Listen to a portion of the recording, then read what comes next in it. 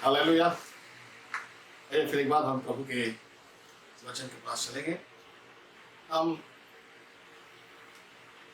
प्रभु भोज के विषय में सीख रहे हैं कि यीशु का लहू, आज इन परिस्थिति में अगर हमें कोई बचा सकता है तो वो यीशु का लहू है, जो मसीह के लहू को पवित्रता के साथ, भय के साथ, आदर के साथ और उसका मूल्य जानते हुए लेता है, तो वो लहू आज भी उन लोगों को तमाम विपत्तियों से और महामारियों से बचा सकता है। ये मेरा ईमान है और निश्चित परमेश्वर आपको भी इस ईमान में चलाए। प्रभु आपको आशीष दे।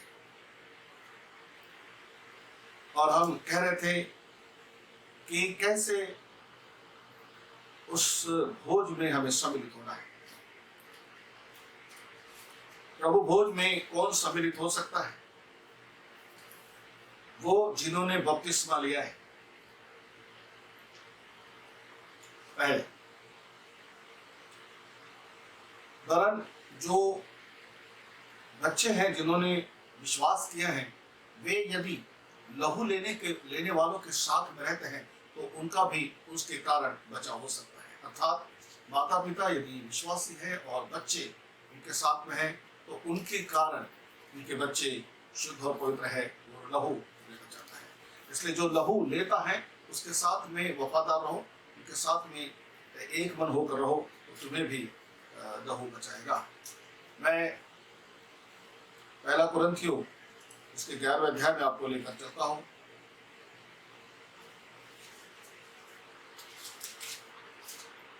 उसके 17वें पद से कुछ चीजें मैं आपके साथ में बांटना चाहता हूं। सबसे पहले 27वें पद को आपके लिए पढ़ूंगा। इसलिए जो कोई अनुचित रीति से प्रभु की रोटी खाए या उस कटोरे में से पिए, वह प्रभु की देह का और लहू का अपराधी ठहरे। प्रभु भोज को खुदावन यीशु मसीह ने हमारे लिए, जो पिता से बातें करता है वो लहू, जो हमारे लिए मध्यस्थी करता है वो लहू। लहू के बिना पापों की क्षमा नहीं है, ये पहला पैगाम है जब उसने जमीन और आसमान को बनाया खुदा बाप ने। और लहू के द्वारा ही हमारी छुड़ौती है, हमारे प्राणों की छुड़ौती प्राण देकर ही है, और वही प्रभु यीशु मसीह ने किया है। और इसलिए पवित्र शास्त्र कहता है कि लहू के द्वारा उसने हमारा मेल मिलाप किया, परमेश्वर की संतान बनाया। लहू के कारण ही उसने हमारे पाप और अधर्मों को क्षमा किया है, और आज भी करता है और आने वाले समय में भी करता है। मैं आपको कुछ बातें समझाना चाहता हूँ कि उस सब बात को जाकर आपको प्रभु के भोज में सहभागी होना है। इसके कई कारण हैं, इसके आत्मिक कारण हैं। 6 दिन काम करो, 7वां दिन तुम्हारे लिए शब्बात है, पवित्र है। और उस दिन आप अपनी प्रियजनों के साथ, अपनी कलीसिया में, अपने अगुओं के साथ में मिलकर प्रभु भोज के लिए अपने आप को तैयार करना है।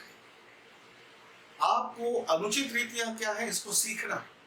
पवित्र शास्त्र में जाकर अनुचित क्या होता है, देखिए यदि आप अनुचित रीति से लेते हैं, अनुचित में ये बात भी आती है कि यदि तुम जानते ही नहीं किस तरह से लेना है और क्यों लेना है, तो वो भी अनुचित है। यदि किसी वस्तु का मूल्य तुम जानते नहीं हो तो उसके साथ में वो खिलवाड़ ही होगा। इसलिए उसका मूल्य जानो। यदि आप लहू का मूल्य नहीं जानते और ऐसे ही लेते हैं क्योंकि आपको दिया जाता है, तो आप अनुचित रीति से उसे ले रहे हैं। आपके अंदर में लहू के लिए ईमान नहीं है, ये अनुचित है। आप लहू के विषय में उसके प्रकाशन को जानते नहीं है, ये भी अनुचित है। लहू की वाचा है, यह नई वाचा का है, और नई वाचा ही तुम्हारे हृदय में ईमान के तौर पर बैठा नहीं है। हमारे अंदर में ईमान नहीं है लहू के बारे में कि ये लहू मुझे बचा सकता है, ये मेरे लिए बहाया गया है। ये ईमान भी तुम्हारे अंदर में नहीं है, और बगैर ईमान के तुम उसे लेते हो तो ये भी अनुचित है। कई प्रकार है, पवित्र शास्त्र में सिखाता है कि अनुचित क्या है। कई लोग, उनको पूछो कि लहू का क्या, तो कोई उनको मतलब नहीं है। कहते हैं आपसे पास्टर आम्हाला देते आम्ही घेतो। महाराष्ट्र में ऐसा ही, हमारे पास्टर हमें देते हैं, हम लेते हैं। ये जो करार है यह पास्टरों के ऊपर में निर्भर आ गए हैं। वो कहते हैं हम जब सोचेंगे तब देंगे। नहीं, हमने पिछले इसमें देखा है कि लहू हर सप्ताह को लेना है। वे सप्ताह के पहले दिन इकट्ठा होते थे रोटी तोड़ने के लिए। ये कलीसिया का नियम है जो प्रेरितों ने ठहराया, और प्रेरितों के नियमों को तोड़ना नहीं है। जो प्रेरितों के नियम को तोड़ता है उसके बारे में लिखा है वो आगे बढ़ गया है। उनको सलाम भी नहीं करना है और उसको घृणित और बुरा काम कहा गया है। इसलिए ध्यान से सुनिएगा लहू के विषय में कि अनुचित रीति से जो कोई प्रभु की रोटी खाए, ये रोटी जो है प्रभु की रोटी कहा गया है। तुम्हारे अपनी मेरी घर की रोटी नहीं है, हाथ से छाप दिए डाल दे वो रोटी नहीं है। अब रोटी में भी कई प्रकार की वैरायटीज आ रही हैं। रोटियों में भी कई प्रकार की वैरायटियां हैं। कोई घर में अपनी रोज की रोटी बना लेता है ना। कोई बाजार से लेकर ब्रेड लेकर आता है, कोई पाव लेकर आता है, या फिर कोई फैक्ट्री से वेफर्स लेकर आते हैं छोटे छोटे। आज हमने रोटी का मूल्य ही समझा नहीं है। अरे वो अखमीरी रोटी है। अखमीरी रोटी कैसे बनाई जाती है पवित्र शास्त्र में लिखा है, जाकर देखिए और उसको उसी तरह से बनाइए। उसको बनाने के लिए अपने आप को पवित्र कीजिए। ये खेल नहीं है। यह विधि कोई नरियल फोड़ा और खोबरा बांट दिया ऐसा ये वाकया नहीं है। आरती बना दी और लड्डू बांट दिए, बतासे बांट दिए, ये ऐसा नहीं है। ये ऊपर उठा दिए, ऐ खुदा बापा आसमानी यीशु का देह है और यीशु का लोहे बोल के दे दिए, ये ऐसा नहीं है। उसकी तैयारी है। याजक पहले बात, याजक अपने आप को तैयार करे उस रोटी के पास जाने के लिए, जैसे खुदा यीशु मसीह अपने आप में तैयार थे। जैसे प्रेरित उस तैयारी को समझते थे, वे अपने जान और जिस्म में पाक रहा करते थे। उनके अंदर में प्रभु के लिए इतना प्यार था कि उस लहू को वो जब लेते थे उनको स्वयं में वो लगता था कि यीशु मसीह की कुर्बानी को याद करते। उनको तब भी उसके हाथ में ठोके गए कील की आवाज आती थी।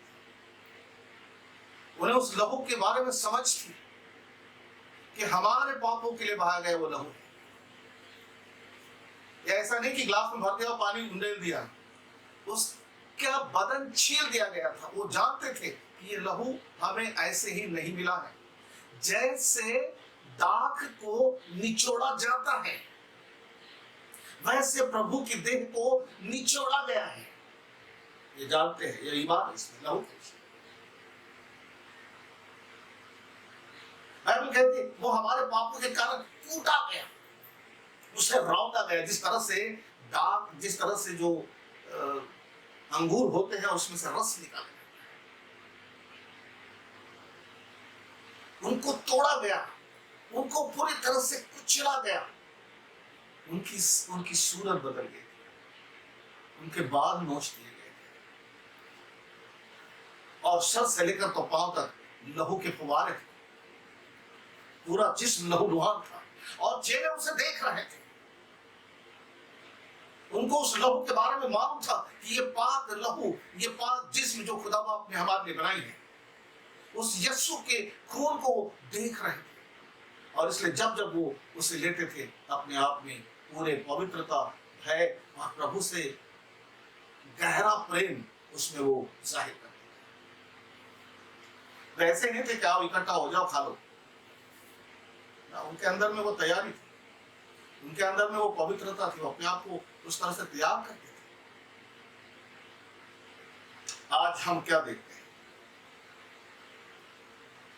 जो रोटी तोड़ने वाले मुखिया हैं उनको उसके बारे में कोई प्यार नहीं, कोई आदर नहीं, कोई गहराई नहीं, कोई प्रकाशन नहीं।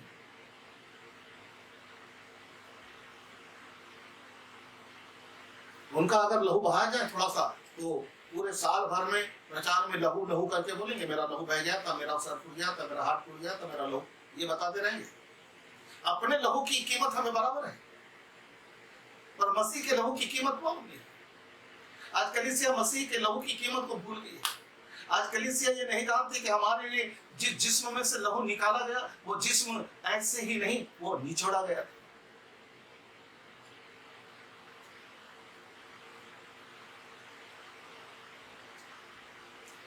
सोचिए, यदि हम उचित रीतियां नहीं सीखते हैं और उचित रीति से लहू नहीं लेते हैं, उचित रीति से उसकी देह में सहभागी नहीं होते हैं, तो लिखा है प्रभु के देह और लहू का अपराधी ठहरेगा। जब लिखा है तो अपराधी होगा ही। और इसलिए आगे चल के बहुत सुंदर बात उन्होंने यहाँ पर जाहिर की है 29वें पद में, क्योंकि जो खाते पीते समय प्रभु की देह को न पहचाने वह इस खाने और पीने से अपने ऊपर दंड लाता है। इसी कारण तुम में बहुत से निर्बल और रोगी है और बहुत से सो भी गए। यदि अपने आप को जांचते तो दंड न पाते। ताकीद है, वार्निंग है इसमें, पढ़िए इसमें। पहला कुरिन्थियों 11वें अध्याय के इन पदों को, इन आयतों को पढ़िए, मन लगाइए उसमें जाकर, सोचिए उसके बारे में, मेडिटेट करिए। Meditate upon the word of God. Meditate upon the every verse that is written in this holy book. This is not ordinary book. This is a holy book. Every word written in this book is holy. Every point is holy. Try to understand what I'm trying to explain you about holiness. समझिए उस पवित्रता को। जब हम उस लहू को पवित्र मानते ही नहीं, हमारे अंदर और भीतर में, हमारे मनों में, विचारों में, हमारी भावनाओं में, हमारे इमोशन में भी वो पवित्रता नहीं है, उसे लेना अनुचित है। और यहां लिखा है, क्यों कलीसिया में बहुत से लोग निर्बल हैं, रोगी हैं और सो गए हैं। उसका कारण है, एक बार यीशु का लहू तुम्हें बचाता है, तुम्हारे गुनाहों को माफ करता है, तुम्हें बीमारियों से छुड़ाता है, तुम्हें लानतों से बचाता है, तुम्हें महामारियों से छुड़ा लेता है। परंतु लहू लेने के बाद भी कई लोगों में कई प्रकार की बीमारियां पनप रही हैं। कई लोग निर्बल हैं, जिस्म में भी निर्बल है और रूह में तो बिल्कुल ही कोमा में गए हुए हैं। निर्बल लोग हैं। लहू के कारण तुम्हारा आत्मिक जीवन मजबूत होता है, पुख्ता होता है। लहू के कारण तुम आत्मिक दशा में बढ़ते जाते हो। ये लहू तुम्हें एक आत्मिक जीवन, जोरावर जीवन तुम्हें अदा करता है,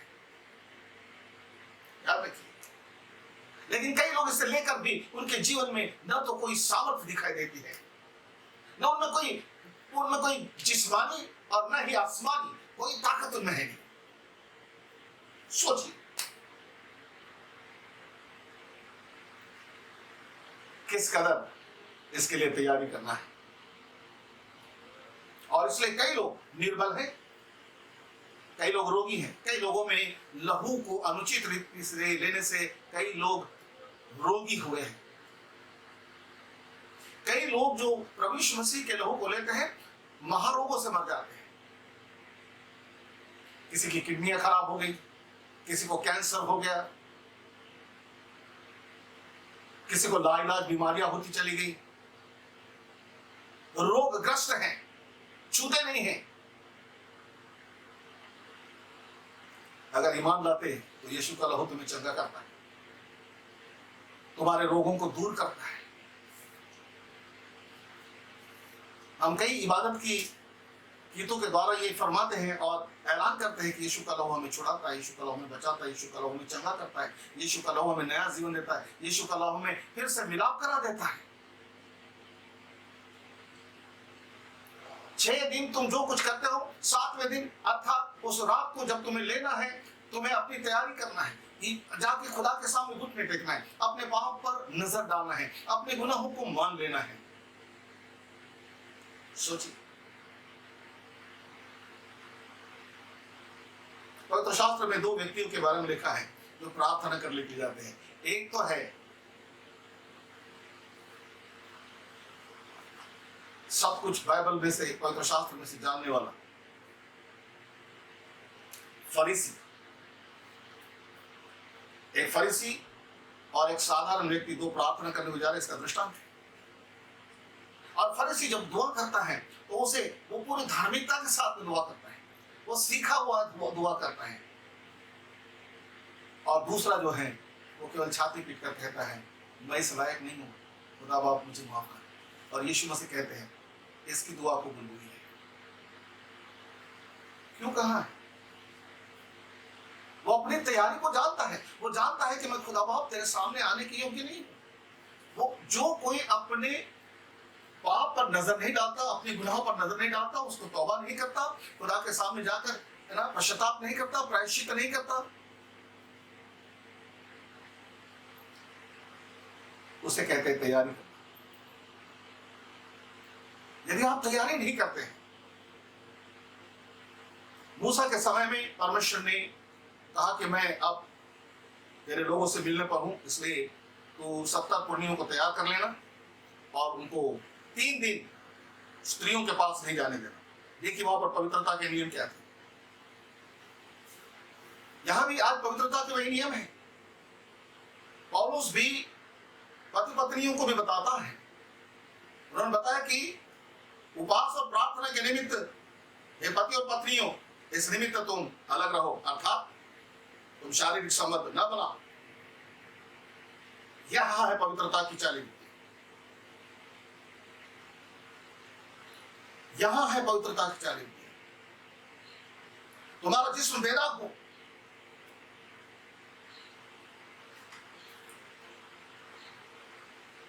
और तुम्हें जानबूझकर अपने आप को अपवित्र नहीं करना है। बहुत से लोग मालूम है कि सब बात है फिर भी अपने आप को अपवित्र करते हैं।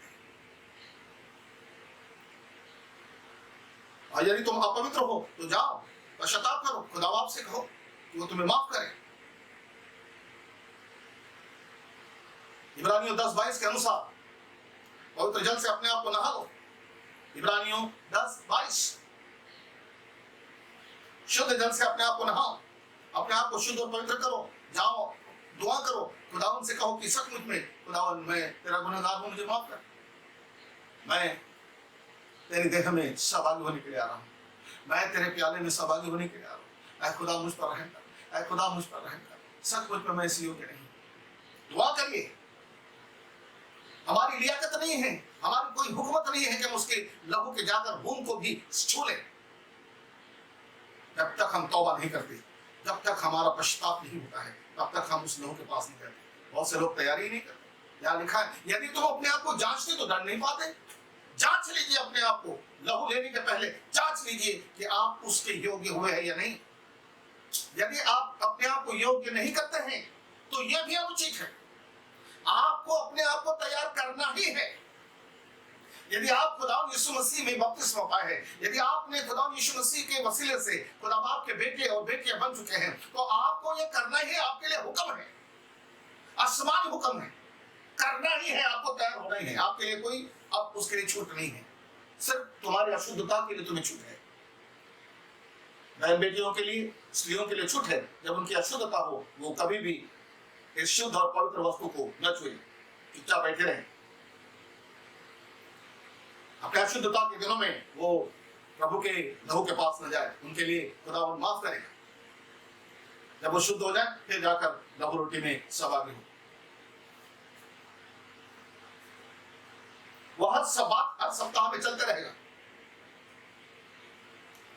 लेकिन अगर तुम अशुद्ध हो, अपवित्र हो, तो उस पवित्र वस्तु को मत छूना। इसलिए दंड पाते हैं, जांचते ही नहीं, पता ही नहीं हमको शुद्धता और अशुद्धता के भेद हमें समझे नहीं है। हमने तो अपने मन से सोचा है ये सब चलता है। यूरोपियन टीचिंग हमारे मन में घुसी हुई है, सब चलता है। आज देखिए यूरोप गिड़गिड़ा रहा है परमेश्वर के सामने क्योंकि वे सब यीशु मसीह के लहू के दोषी हैं। धन्य है वे जो मसीह के लहू को जानते और पहचानते हैं और उसमें बने रहते हैं। उन पर दया होगी, उन पर अनुग्रह होगा। ये चीजें इस अनुचित रीति से लेने की बात समझ।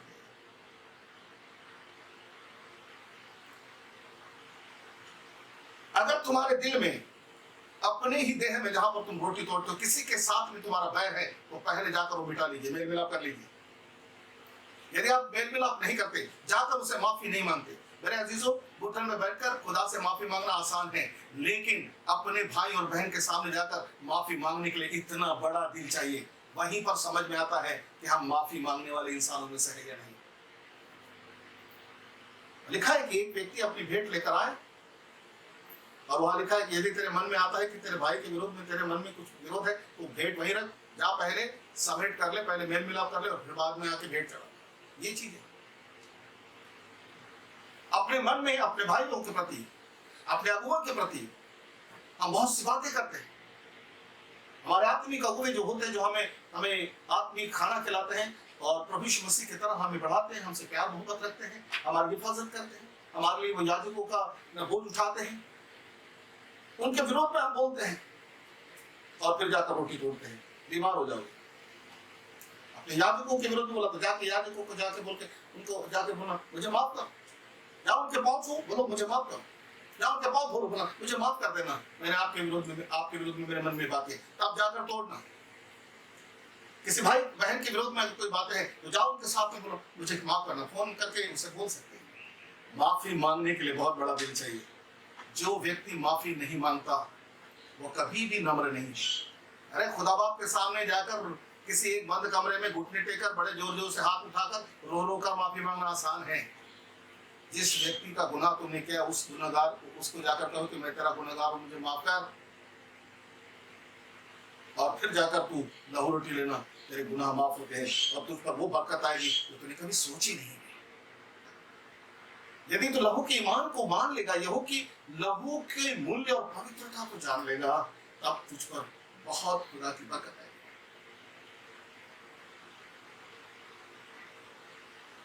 कलीसिया में बैर और झगड़े को पवित्र आत्मा बिल्कुल सहते नहीं।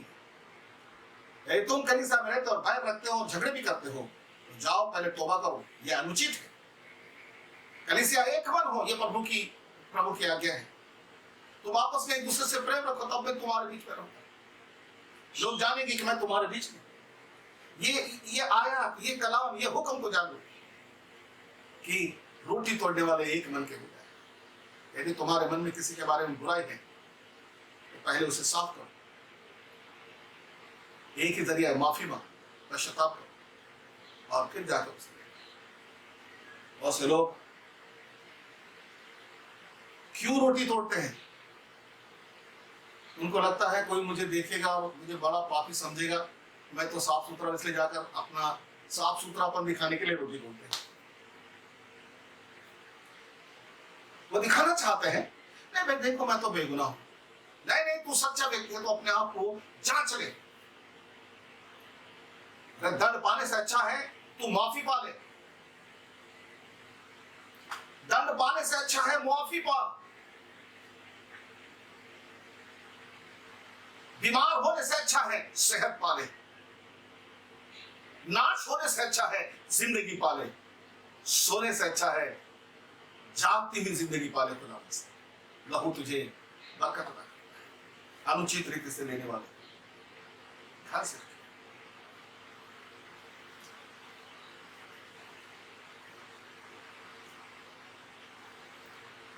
हालेलुया।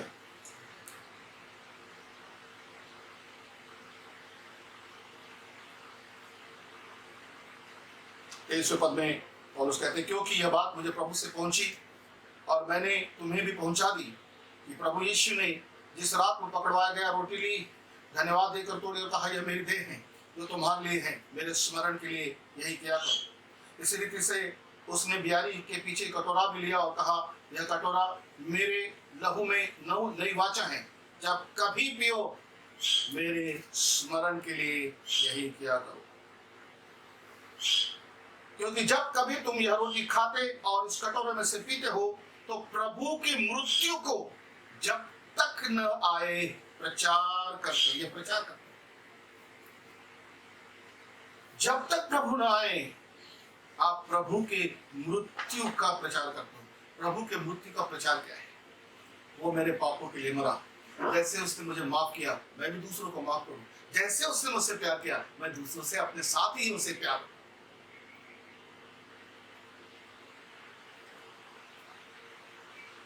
मेरे अजीज और खुदावन आपको बरकत अदा करे।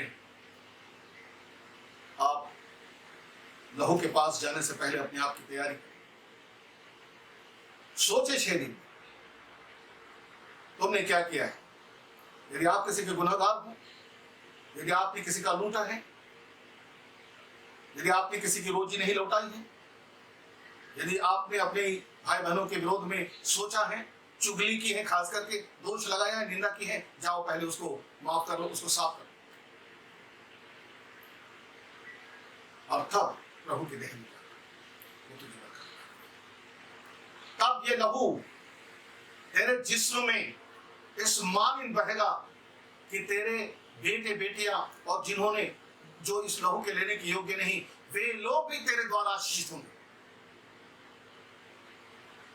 जब तू उनके लिए दुआ करेगा, ये लहू तुझ में से होकर उनके गुनाहों के लिए और उनकी सुरक्षा के लिए भी दुआ करेगा और काम भी करेगा। ये अलंगों पर लगाए हुए लहू के समान तेरे लिए होगा। जो तेरे बाड़े के भीतर है उनको वो बचा लेगा। जो किसी वजह से नहीं ले पा रहे हैं उनको बचा लेगा। तेरे अंदर तेरे फाटक पर लगाया हुआ है। तेरे अंदर रहने वाले, तेरे साथ रहने वाले, तेरे तुझसे प्यार मोहब्बत रखने वाले, तेरे साथ में जुड़े हुए तेरे बेटे बेटियां, छोटे बालक बच्चे और ऐसे लोग जो नए हैं जिनका बपतिस्मा होने वाले की विश्वास करते हैं, ये सब बचाए जाएंगे क्योंकि तू उनके लिए अलंग बनेगा।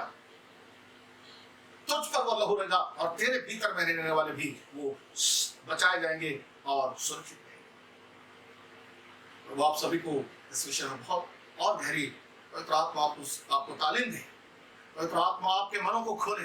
पवित्र आत्मा आपके भीतर में एक नई प्रकाश डाले। प्रभु तुम्हें प्रार्थना करना और प्रकाशन की आत्मा अदा करे। तुम प्रभु यीशु मसीह के लहू के विषय सोचने वाले इंसान, कीलों की आवाज तुम्हारे कानों में है, उसके दर्द और उसकी गिरने और उसके आखिरी अल्फाज और दुआ तुम्हें सुनाई।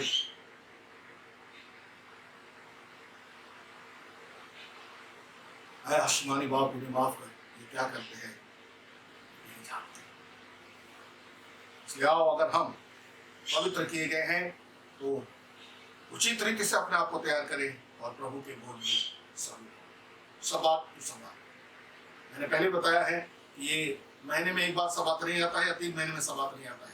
सप्ताह का पहला दिन सबको इकट्ठा होना है, प्रभु के भोज में जाना है। यही प्रेरितों की शिक्षा है। तो जो कोई प्रेरितों की शिक्षा पर नहीं चलता वो श्रापित है। लिखा हो। प्रभु आपको आशीष दे। Thank you. God bless you.